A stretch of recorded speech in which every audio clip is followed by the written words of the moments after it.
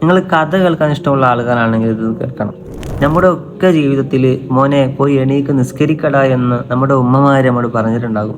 മുആവിയ റളിയല്ലാഹു അൻഹു രാവിലെ എണീക്കാൻ നിൽക്കുന്ന സമയത്ത് ബാങ്ക് കൊടുക്കുന്നതിന് മുമ്പ് ശൈത്താനെ ഉണർത്തുന്നുണ്ട്.